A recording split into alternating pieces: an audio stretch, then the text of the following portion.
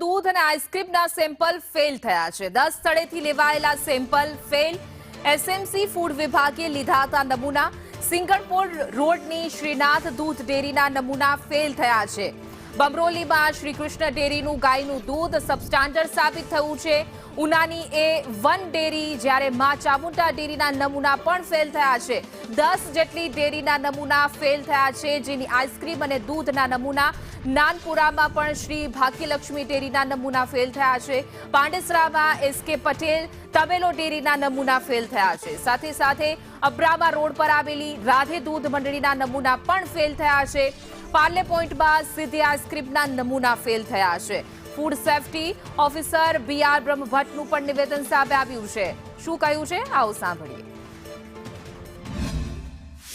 આ વખતે છે તે ગાયના દૂધના સેમ્પલ અને કાજુ બદામના સેમ્પલ ફેલ થયા છે। કેટલા સેમ્પલ લેવામાં આવ્યા હતા અને કઈ રીતના ફેલ થયા છે, આપણી સાથે આરોગ્ય અધિકારી બ્રહ્મભટ્ટ સાહેબ છે, તેમની સાથે વાત કરીશું। સાહેબ, કઈ રીતના કાર્યવાહી કરવામાં આવી હતી, કયા કયા ડેરીઓના સેમ્પલ ફેલ થયા છે?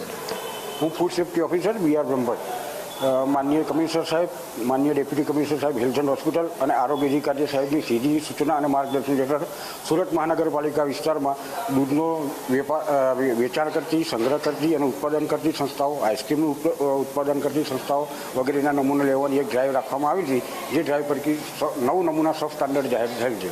કઈ કઈ ડેરીઓના સેમ્પલ ફેલ થયા છે અને સામા ફેલ થયા છે, અને આમાં શું ભેળસેળ હતું અને કઈ રીતના અગર ભેળસેળ લોકો આરોગે તો તેને શરીરને નુકસાન થાય છે? સિદ્ધિ આઈસ્ક્રીમ, શ્રીનાથ દૂધ dairy, Shri Krishna dairy, A1 dairy, Maa Chamunda dairy, Shri Bhagyalakshmi dairy, SK Patel dairy, એક તબેલામાંથી લીધેલું તે પણ સબ સ્ટાન્ડર્ડ આવેલું છે, અને રાધે દૂધ મંડળી, આ બધાના સેમ્પલો સબ સ્ટાન્ડર્ડ આવેલ છે। તેમાં સોલિડ નોટ ફેટ અને મિલ્ક ફેટ બંનેનું પ્રમાણ ઓછું જણાવી આવેલ છે।